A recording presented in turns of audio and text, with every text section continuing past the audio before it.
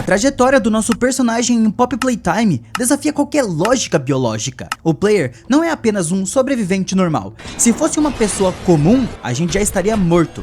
Ele escapou de incontáveis experimentos letais na fábrica. Saiu caminhando de um descarrilhamento de trem e inalou o gás vermelho do catnap, que induz a viagens astrais perturbadoras sem sofrer danos permanentes. Até parece que o player é imortal, mas o que realmente intriga os jogadores não é apenas o fato dele ter sobrevivido a quedas colossais, mas sim a sua capacidade de vencer a morte. Toda vez que a gente sai inteiro da porradaria, a gente se pergunta quem ou o que a gente é. Para um ser humano comum, os obstáculos seriam impossíveis de superar. Eu mal consigo subir uma escada sem ficar chorando no chão em posição fetal de tanto cansaço.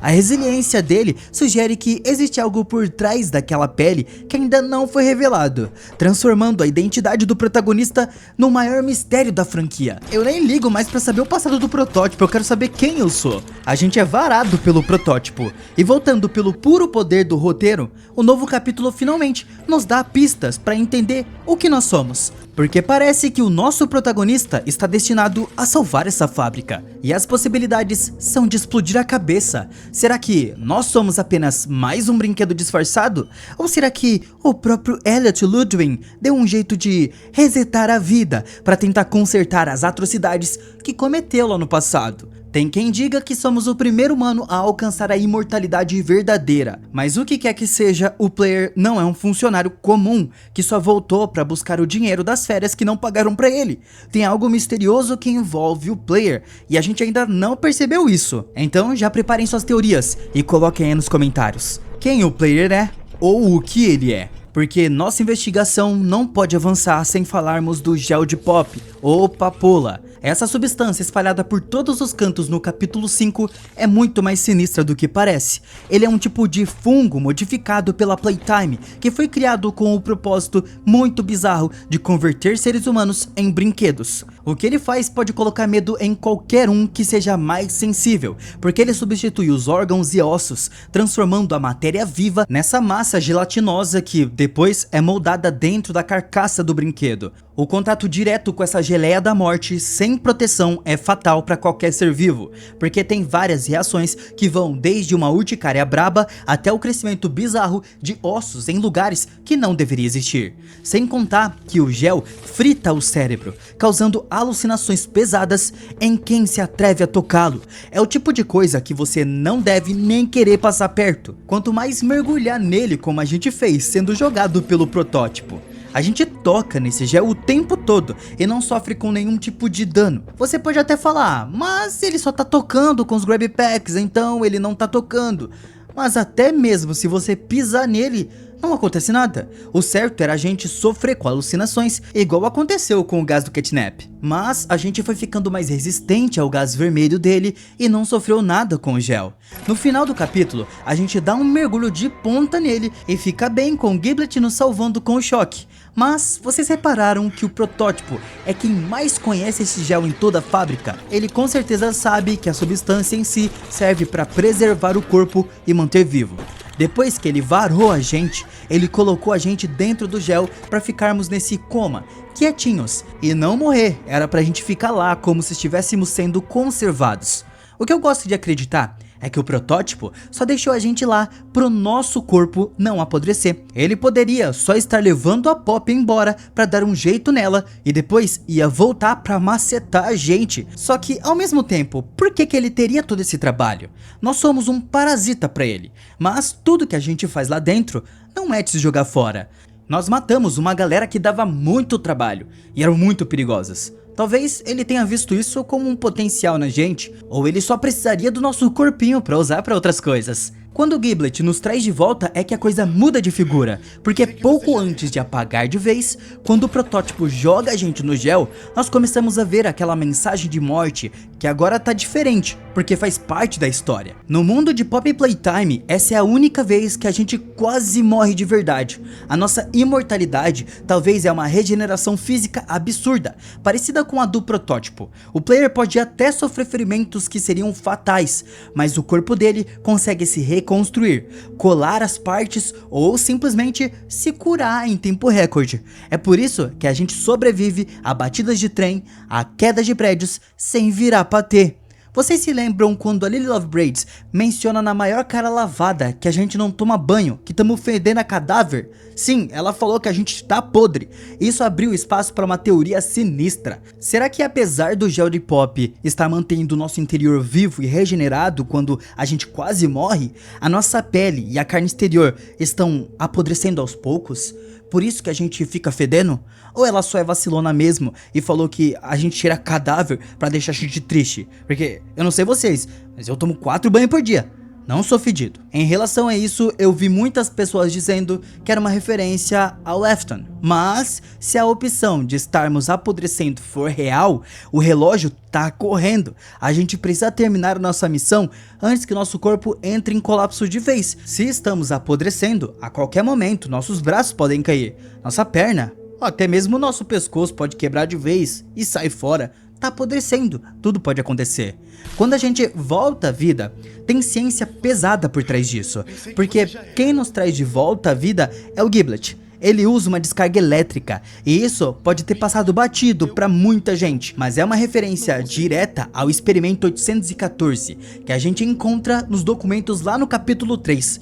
Esse experimento era um ratinho que o Elliot Ludwig usava como cobaia antes de começar a fazer essas loucuras com humanos. O documento conta que o Elliot alimentava o bicho super bem, só para depois matá-lo e mergulhar ele em uma versão primitiva do gel de pop. E depois de uma semana mergulhado naquela mistureba de gel, eles tentavam dar um choque no rato para ver se ele ressuscitava. Na época foi um fracasso total, não deu certo. O ratinho continuou morto e estático em T-pose. Mas se a gente olhar para o que aconteceu com o player agora, parece que a fórmula finalmente foi aperfeiçoada. O choque não foi um acidente, foi o gatilho necessário para nossa reconexão. O Giblet precisou dar o choque para trazer a gente de volta à vida. Mas por que o rato continuou morto e a gente voltou com tudo? O arquivo do experimento 814 bate muito na tecla de que a descarga elétrica foi dada enquanto o rato ainda estava mergulhado no gel. E aqui tem um detalhe que faz toda a diferença. Nós, o player, não estávamos submersos no gel quando o Giblet deu o choque. A gente já estava caído no chão. No nosso caso, a regra do experimento funcionou de um jeito aprimorado. Como a gente já está composto por esse gel, ele faz parte de quem nós somos agora. Bastou aquele tranco elétrico para acelerar a nossa regeneração natural. Foi como dar uma partida em um motor que já estava pronto para rodar. Além disso, o coitado do rato passou uma semana inteira numa versão de gel que nem era definitiva, enquanto a gente já estava lidando com a fórmula final, a mais potente de todas. Nós não somos apenas um sucesso do experimento, nós somos a versão 2.0 que o Elliot sempre sonhou em criar e nunca conseguiu. Sabe as frases sem contexto que aparecem na tela pouco antes da gente voltar à vida? Nesse momento da história já dá pra afirmar que muitas delas são ordens diretas do próprio protótipo, que insiste pra gente levantar e continuar a missão. Mas existe um outro tipo de frase que é ainda mais revelador. Parecem fragmentos das memórias antigas do player, são lembranças da fábrica de quando a gente trabalhava lá. Ou quem sabe, de quando estávamos sendo transformados em experimento. Tudo indica que passamos pelo mesmo processo de condicionamento que a Lily Love Braids fazia com os humanos. Uma lavagem cerebral para aceitarmos nossa nova forma. O player não está apenas escutando vozes, ele está lembrando do inferno quando tentaram apagar a mente dele. Tudo que nós vimos até agora nos dá uma pista real sobre a nossa relação com o protótipo. Durante aquelas visões de morte, muitas mensagens parecem vir de órfãos, implorando por resgate, o que nos faz pensar que talvez eles ainda estejam vivos, esperando por um herói. Mas e se o herói deles for justamente a pessoa que causou todo esse sofrimento? E se o player for na verdade o próprio Elliot Ludwig? Vocês comentaram muito sobre isso aqui no canal nos últimos dias. E essa teoria é que as pessoas mais estão se apegando. Geralmente as pessoas tentam ligar o Ludwig ao protótipo, mas isso foi praticamente descartado pelos desenvolvedores porque era muito óbvio. Mas pensar no player como Ludwig muda tudo, porque imagina o peso narrativo do salvador das crianças ser o mesmo homem que as transformou em pesadelos. O protótipo realmente odeia o Ludwig. e mantê-lo vivo, sem memórias, forçando ele a ver a destruição que ele mesmo criou, seria a vingança definitiva. Absolute Cinema. Para entender quem somos, nós precisamos olhar para o passado sombrio do fundador da Playtime. Tudo indica que o Elliot Ludwig desenvolveu mais de 1000 experimentos em segredo, tudo por conta de uma obsessão doentia, que era trazer a sua filha falecida, a Poppy Ludwig, de volta à vida. Ela foi a inspiração original para as bonecas, mas o luto transformou o amor do Elliot em algo macabro que ele não conseguiu conter, e por ter tanto poder, chegou em patamares que nenhuma outra pessoa jamais chegou. A obsessão foi tão longe que ele não poupou nem o próprio filho Oliver. Sim, o Ollie que a gente conhece no capítulo 3. Agora sabemos que o Ollie foi usado como cobaia pelo próprio pai e acabou se tornando o temido protótipo. Dá pra imaginar o tamanho do ódio e do ressentimento que o pequeno Oliver desenvolveu? Ele cresceu vendo o pai ignorar a sua existência enquanto tentava desesperadamente ressuscitar a irmã em um corpo de brinquedo. Dá pra ver que ele não é apenas um monstro. O pai dele destruiu o filho de todas as piores maneiras que dava pra isso ser feito. E depois de finalmente conseguir trazer a sua filha de volta, o Elliot decidiu apresentá-la ao seu irmão Ollie, que já estava destruído. Tanto tempo se passou dele tentando fazer essas coisas, fazendo experimentos, e ele achou que seria uma boa apresentar a Poppy pro protótipo. Essa reunião em família despertou a fúria dele guardada, fazendo com que ele assassinasse o próprio pai. O mais bizarro é que eles ficaram desaparecidos por semanas, até que o pequeno Theodore, que depois se tornou Catnap, os encontrasse. O cenário era aterrorizante. O protótipo estava lá, em silêncio, sem demonstrar qualquer arrependimento, enquanto a Poppy permanecia em choque e traumatizada por ter visto o fim brutal do seu criador. E foi ali que a Playtime de fato morreu. Com a morte do Ludwig, o controle caiu nas mãos do Harley, um homem que conseguia ser ainda mais cruel que o fundador. O Harley já conhecia a Poppy original antes dela falecer e decidiu usar as pesquisas do Elliot para um objetivo puramente egoísta: a imortalidade a qualquer custo. Diferente do Ludwig, que agia por luto e loucura, o Harley agia por puro poder, tratando os órfãos como simples peças de reposição nos seus experimentos.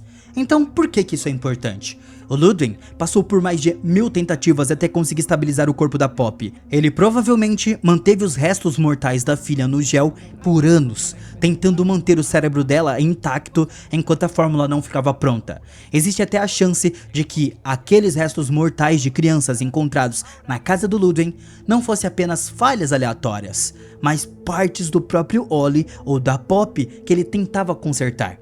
No fim, o Harley tentou pegar essa fórmula estabilizada e deu continuidade ao pesadelo que nós vemos hoje em dia na fábrica. Agora, as peças do quebra-cabeça finalmente se encaixam. Pensa comigo, se o protótipo assumiu o comando da fábrica depois da Hora da Alegria, qual é o ser que ele mais odeia no mundo inteiro? Exatamente, o próprio Elliot Ludwig. E quem foi que matou Elliot e ficou com os restos do corpo dele guardado como um troféu macabro? O protótipo. Tudo indica que o protótipo andou experimentando com os restos do Elliot para dar a ele uma imortalidade distorcida. Não por caridade, por vingança. Foi ele quem enviou aquela carta misteriosa fazendo o player voltar à fábrica. E foi ele quem apagou as memórias do antigo dono para forçá-lo a reviver passo a passo todo o horror que ele mesmo ajudou a criar. Ver o seu criador perdido, confuso e morrendo de medo das suas próprias criações é o plano de vingança perfeito para uma mente tão brilhante e rancorosa quanto a do protótipo. Isso também explica um ponto que muita gente ignora. Porque os experimentos e até o Harley não nos reconhece de imediato como Elliot Ludwig? A resposta pode estar no que a gente está vestindo. O player não está de terno e gravata, ele está usando um traje de proteção. Durante a história da Playtime, deixa tudo claro pra gente, especialmente nos flashbacks do Huggy Wuggy, que os funcionários eram obrigados a usar roupas especiais de segurança ao lidar com os experimentos. Esse traje servia como uma barreira contra acidentes e, claro, contra o próprio gel de Poppy. No capítulo 1, se você prestar atenção em alguns reflexos, dá pra notar um brilho azul, o que indica que estamos totalmente equipados. Personagens como a Mommy Longlegs e a Lily Lovebraids nos indicaram como apenas um trabalhador da fábrica, justamente por conta dessa farda. Para eles, somos apenas mais um vulto mascarado tentando sobreviver. O que é o disfarce perfeito pro Elliot Ludwig ter voltado sem ser linchado logo na entrada da fábrica. Mas essa daqui não é uma verdade absoluta. tem outras possibilidades. Será que poderíamos ser o Rich ou ser o Gentle John? Eu acredito muito mais que poderíamos ser ele do que o Elliot, mas a teoria tá um pouco confusa ainda. Qual você acha que mais se encaixaria nesse momento? Elliot ou Gentle John? Deixa aí nos comentários que é muito importante. E assim a gente consegue montar algo bem legal para o próximo vídeo.